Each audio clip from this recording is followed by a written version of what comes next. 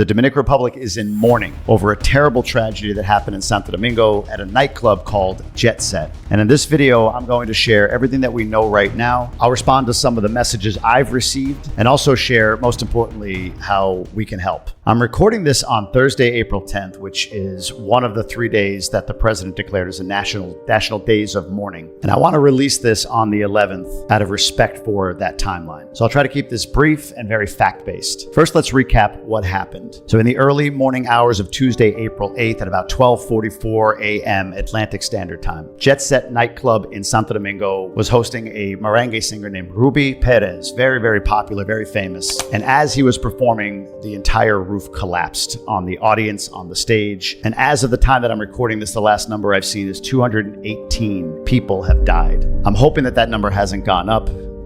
Let's just hope and pray. Among the deceased were the performer himself, Ruby Perez, a former Major League pitcher named Octavio Dotel, who I remember watching him play, and the governor of the Monte Cristi area here in the Dominican Republic. Her name is Nelsie Cruz. She's the sister of a Major League Baseball player as well. And there were other notable individuals, CEOs, other baseball players that were part of this tragedy, and many have died. I even know of somebody locally that goes to our gym that passed away in all of this. I didn't know him well, but when I saw the picture, I'm like, that guy, oh my God, as you can imagine. Personally, I was at Jet Set in October, about 6 months ago, for a party I was invited to with my friend Jay from Abroad with Jay. And I know many people also have been at this nightclub over the years, especially if you're from here or lived here for any amount of time. So I can only imagine that it's the same feeling of like, wow, jeez. So I know it makes it even more surreal. Now, the incoming messages that I'm getting are sharing in the grief, of course, sharing stories of people that these people knew that were affected, impacted, or even killed in this tragedy. But also there's a lot of questions, and I get that. Questions about building inspection codes, about construction quality, about what was on the roof, whether they had too many AC units or transformers. There's so much noise out there right now. And what I wanted to say in this video is, in due time, I do plan to look into it, not from a standpoint of an expose, but just to understand what it was, and can things be better in the future? Can we affect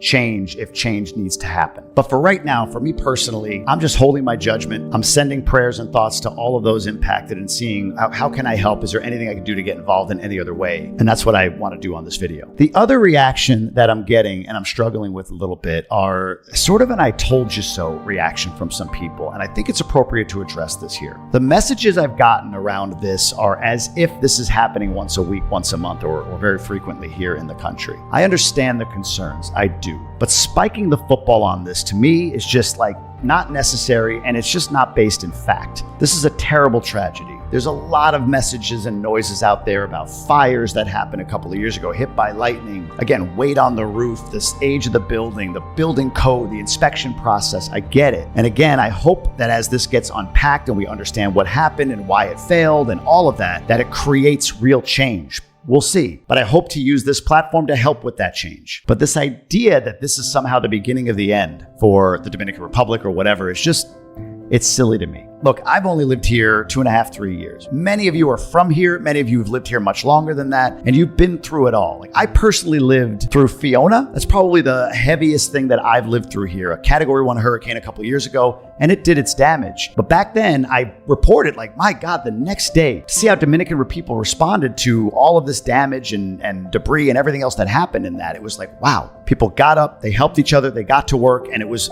kind of, honestly, probably the beginning of me falling in love with this culture. That resilience, that power, that strength, that sort of we won't allow anything to take us down mindset. The last few months for DR in the news cycle have been more than I've ever seen, between the disappearance of Sadiq Shukananki, all of what's happening with the migration issues, the protests, the border security stuff, and of course the biggest of all being this, the Jet Set nightclub tragedy. But for those who believe for some reason that indicates that, oh, here it finally comes, my prediction that the Dominican is just this failed place is coming true, I check that belief. Look, I've met enough people here who have lived through Hurricane George, Jean, Noel, Maria, even people there was an 2003 earthquake in Puerto Plata. Like, these things have happened throughout the years. Tragedies have happened. And the stories I hear are not of the people here folding, but rising. And while this incident, while this tragedy will test the collective will of any people, I mean, this is major, major, major news. This is huge. I don't like or appreciate those that feel as though it's the beginning of the end, because that's just not rooted in fact. Listen, immediately after this happened, I'm sitting here kind of like, what can I do? How can I help? My inclination is content, but then it was like, and thanks to some of you even giving me the advice, like I'd pause on putting anything out right now. It makes sense. Like I could see how that would have come across. And maybe even for some of you believe this is too soon. I just know where I'm coming from in my heart. This is all with good intention. Agree, disagree, I completely appreciate it. But how to help was the big thing. And honestly, I went right to one place that I have a lot of trust and faith in. That's an organization called John Payame. I'll drop their link down below, but they've been doing a ton of work supporting first responders, supporting the people on the ground. I'm sure if there's the need for support for the families of the victims of this tragedy, that they will provide that as well. They are just really on it. They're a local organization. I've had interactions with them in the past. I've helped raise money for them in the past. And if we can do anything here collectively, go to the website below and donate whatever you're comfortable donating. And just know, or at least I trust, and I've donated to them, that they're really good at directing the aid where it needs to go. Look, I really struggled to make this video, not just because of the heart and the air. You can feel the heaviness living here. Anybody that's here, I'm sure you can kind of sense this pain in the air. But look, I wasn't directly impacted. I messaged the people that I know in Santo Domingo to see if any of them were there. And some of them are